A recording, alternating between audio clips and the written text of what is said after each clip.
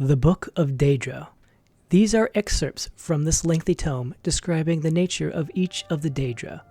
Azura, whose sphere is dusk and dawn, the magic in between realms of twilight, known as Moonshadow, Mother of the Rose, and Queen of the Night Sky.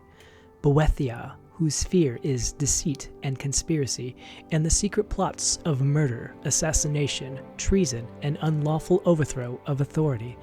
Clavicus Vile, whose sphere is the granting of power and wishes through ritual invocations and pact. Hermaias Mora, whose sphere is scrying of the tides of fate, of the past and future as read in the stars and heavens, and in whose dominion are the treasures of knowledge and memory. Her sign, whose sphere is the hunt, the sport of Daedra, the great game, the chase, known as the huntsman and the father of man-beasts.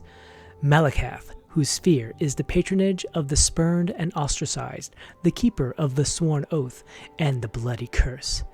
Mehrunez Dagon, whose sphere is destruction, change, revolution, energy, and ambition.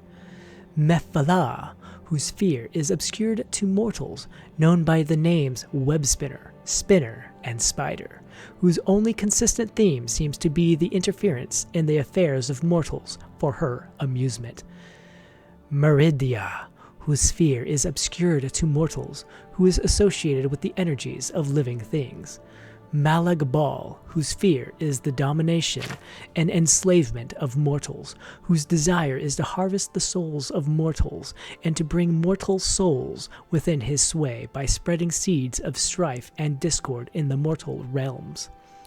Nambra, whose sphere is the ancient darkness known as the Spirit Daedra, ruler of sundry darkness and shadowy spirits, associated with spiders, insects, slugs, and other repulsive creatures which inspire mortals with an instinctive revulsion. Nocturnal, whose sphere is the night and darkness, who is known as the Night Mistress. Pariaite, whose sphere is the ordering of the lowest orders of Oblivion, known as the Taskmaster.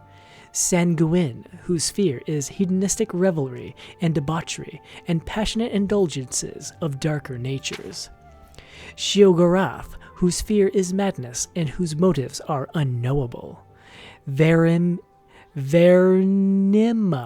whose sphere is the realm of dreams and nightmares, and from whose realm issues forth evil omens. Especially marked for special interest under the heading Malakath, you find a reference to Scourge, blessed by Malakath, and dedicated to the use of mortals. In short, the reference suggests that many Daedra attempting to invoke the weapon's powers will be expelled into the void streams of Oblivion. Of the legendary artifacts of the Daedra, many are well known, like Azura's Star and Sheogorath's Wabbajack. Others are less well known, like Scourge, Makaran's Hammer, Bane of Daedra.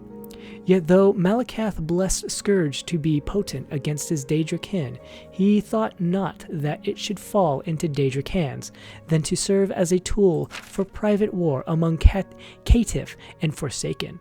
Thus did Malakath curse the device such that, should any dark kin seek to invoke its powers, that a void should open and swallow that Daedra, and purge him into Oblivion's void streams, from thence to pathfind back to the real and unreal worlds, in the full order of time.